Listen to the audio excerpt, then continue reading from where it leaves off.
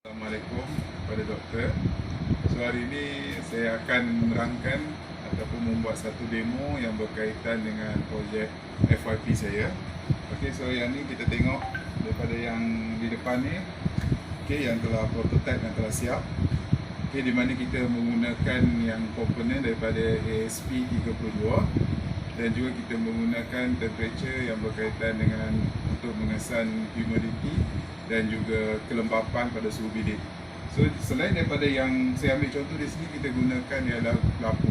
Dalam kaedah lain kita boleh menggunakan juga sebab dia bekalan ni daripada yang 240 volt. So selain daripada yang lampu, kita juga boleh menggunakan soket. Tapi untuk memudahkan tunjuk cara macam mana benda ni untuk beroperasi, saya menggunakan dua jenis lampu. Selain daripada itu, kita boleh juga gunakan sama ada untuk aircon ataupun yang peralatan elektrik yang lain. So di mana di sini komponen yang kita gunakan ialah daripada yang ASP yang 32 ni ialah dan juga relay. Di mana relay ni kita menggunakan relay daripada yang daripada 240 volt pergi kepada yang 9 volt, di mana dia akan kontrol menggunakan yang ASP32 untuk kita on off sama ada lampu ataupun bekalan supply melalui kita punya telefon. So di sini saya akan tunjukkan demo, okey. Yang di mana kalau kita tengok menggunakan aplikasi Blink, di mana saya akan menggunakan aplikasi Blink untuk proses macam mana untuk apa ni, orang cakap menghidupkan yang lampu ni. Paparan so daripada paparan sini dia akan kontrol, dan daripada yang lampu kita tengok kita gunakan aplikasi Blink. Di bahagian atas ni kita boleh tengok yang dia untuk on ataupun off. Okey, so interface ni kita akan buat nanti, okey, melalui aplikasi Blink yang saya beli, dan kita boleh kontrol melalui telefon. So kita dari sini kita boleh tengok sama ada kita lupa di rumah ataupun kita berada di mana, selagi dalam range dia ataupun dalam sekitar dia, kita boleh kontrol. Okey, sama ada kita punya kontrol berkaitan dengan bekalan elektrik kita. Kita ambil contoh di sini, kita ambil sebagai lampu, di mana kita tahu lampu ialah dia punya input dia adalah 240 volt. So kita tengok di sini. Okey, so di mana yang untuk lampu kalau hijau kita tengok di sana sekarang ialah off. Apabila kita menekan sini, kita akan nampak dia on. Okey, begitu juga yang sebelah dia off. So selain daripada yang lampu ni, kita boleh juga connectkan benda ni kepada kita punya aircon ataupun kita punya bekalan elektrik yang lain seperti TV ke apa, di mana kita bila kita nak tidur kita boleh off. Okey, so masa dia ada antara yang kira yang teknologi pintar sekarang lah. So di mana melalui aplikasi Blink yang kita kontrol di sini. Okey, selain daripada itu, saya connectkan juga di sini ialah berkaitan dengan temperature dan juga suhu. Okey, so temperature dan suhu di sini dia kontrol, di mana kita akan tengok dia punya graf dia di sini. Okey, di mana setting saya buat di sini ialah 30.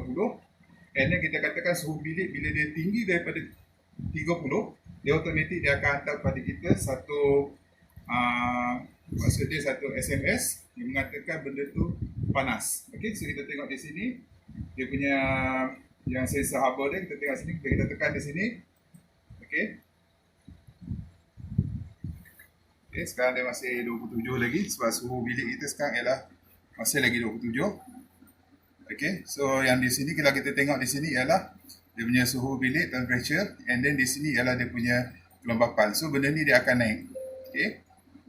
So dia mungkin ambil masa sikit.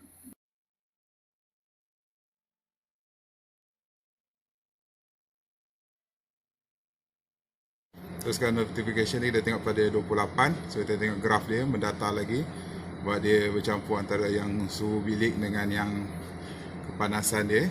Okey, kita tengok. Okey, dia akan ambil masa sebab kita tengok apa-apa pun dia akan bergantung pada kita punya keadaan suhu bilik. So 27.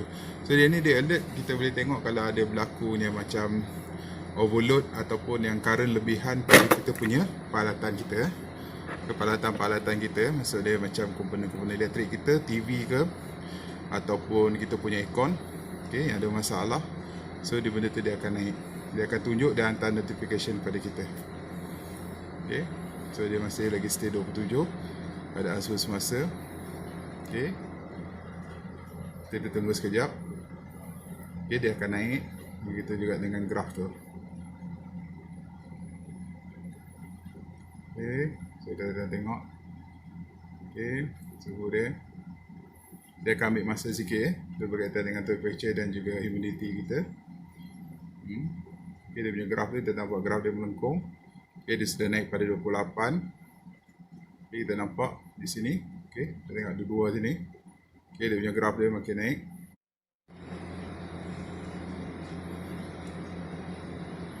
Ada 28 and then mungkin sekejap lagi lah dalam 1-2 minit. So humidity nya graf pun kita nampak sudah. Tengok di sini dia punya graf. Okey, so di mana graf kuning ialah graf temperature dan pada yang hijau tu adalah graf humidity. Kita tengok di sini pada bahagian sini.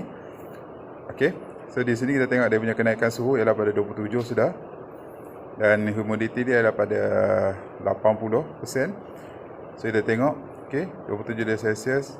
Okey, graf dia makin naik dia, okey, 28 sudah temperature dia. Kita tengok pada temperature 28.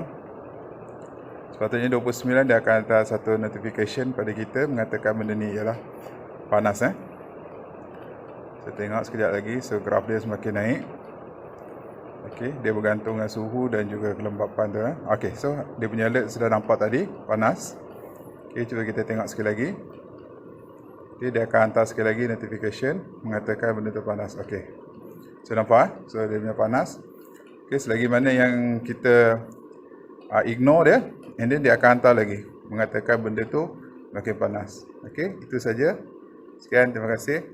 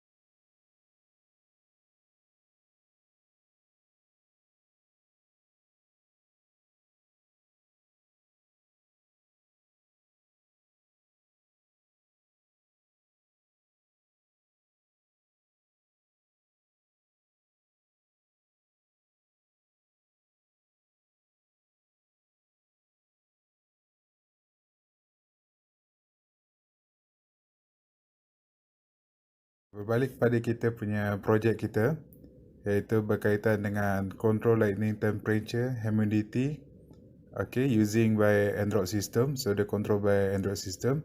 So kita tengok pada yang peralatan yang kita gunakan pada yang bahagian dalam dia. Okay. So di sini kita akan tengok di mana dia menggunakan yang ESP yang model 32. Okay, so this one adalah ESP yang 32. Di mana dia menggunakan sebagai yang controller untuk mengkontrol pada yang bahagian relay. So this one relay yang mana kita ambil contoh dia ialah untuk mengkontrol daripada bahagian lampu untuk yang on off yang kita tengok pada video tadi. So kita menggunakan di sini 2 relay. Sebenarnya kita boleh menggunakan 3 ataupun 4 relay di mana sebenarnya ia bergantung untuk kita on off, okey, berdasarkan kepada Android system kita.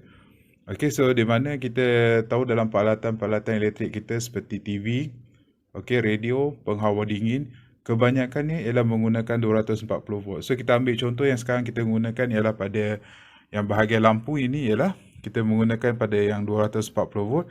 So di mana dia akan mengkontrolkan pada yang bahagian on off tu.